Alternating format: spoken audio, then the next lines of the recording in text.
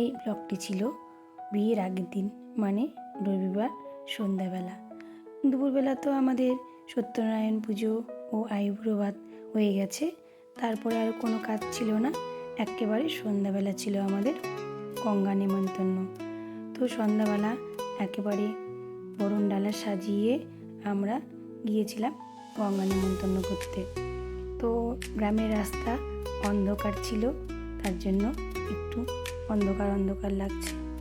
তো সবাই আমরা নাচতে নাচতে চলে গিয়েছিলাম গঙ্গা নেমন্তন্ন করতে। নদীর ধারেই একদম আমাদের বাড়ি, তাই যেতে বেশিক্ষণ সময় লাগেনি, তাড়াতাড়ি আমরা পৌঁছে গিয়েছিলাম নদীতে। একদম নদীর পাশেই আমাদের বাড়ি। দিদি যেহেতু বড়, তাই বিয়ের সমস্ত রকমের কাজ দিদি করেছিল, আর আমি ছিলাম তার পাশে শুধুমাত্র। তো দিদি প্রথমেই মা গঙ্গাকে তেল, সিঁদুর, ফুল, পান সমস্ত দিয়ে পুজো করে নিল। তারপরে একটু আরতি করে নিল, আর তারপরেই ছিল আমাদের গঙ্গা নেমন্তন্নের কাজ। যেহেতু বিয়ের দিন গঙ্গা থেকে জল নিতে হয়, তাই নাকি আগের দিন গঙ্গা নেমন্তন্ন করতে হয়। এর আগে আমি এইভাবে খুব কাছ থেকে বিয়ে দেখিনি, এই প্রথমবার ভাইয়ের বিয়ে, আর আমি অত নিয়মকানুনও জানি না। দিদি এখন পাড়ার বড় বউ, তাই দিদি অনেক বিয়েতেই এইসব কাজকর্মগুলো করে, নিয়ম কাজগুলো, তাই ও অনেক কিছু শিখে ফেলেছে। এই যে ও আরতি করে নিল, আর তারপরে আমরা বাড়ির দিকে রওনা দিয়ে গেলাম।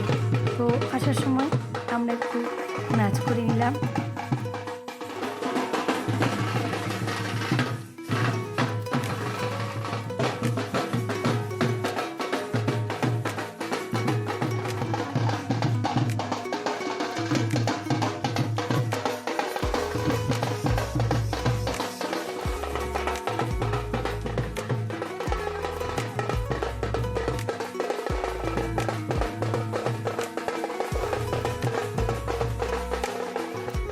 সবাই মিলে নাচ করতে করতে এবারে বাড়ি চলে এলাম।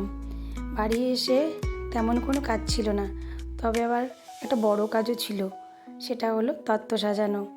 অনেক দিন আগে থেকে ভেবে রেখেছিলাম, জানো তো, যে বিয়ের কয়েকদিন আগে গিয়ে তত্ত্বগুলো সুন্দর করে সাজাবো, তবে আর হয়ে ওঠেনি। অনেক আগে আসতে পারিনি, একদিন আগে মাত্র এসেছি। আর তত্ত্ব আমি এর আগে কোনো দিনও সাজাইনি, জানো তো, এটাই আমার ফার্স্ট টাইম। তো তেমন কোনো অভিজ্ঞতাও নেই, তেমনটা খুব একটা ভালো পারিও না। তো যতটুকু পারি ততটুকুর মধ্যে চেষ্টা করেছি মাত্র। খুব একটা ভালো হয়নি জানি, তবুও আমি আর আমার ভাগ্নি দুজনে মিলেই সমস্ত তত্ত্বটা সাজিয়েছি। আর আমাদেরকে হেল্প করেছে আমার দিদি, একটা ভাস্তি, সবাই মিলে আমরা তত্ত্বগুলো সুন্দর করে সাজানোর চেষ্টা করেছি মাত্র।